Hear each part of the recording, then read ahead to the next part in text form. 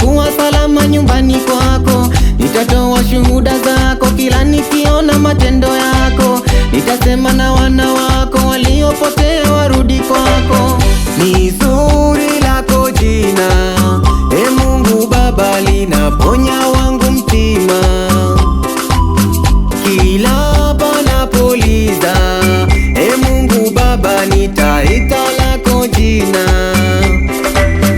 Kulala kuamka, ni wako Mwana, nitasifu lako jina.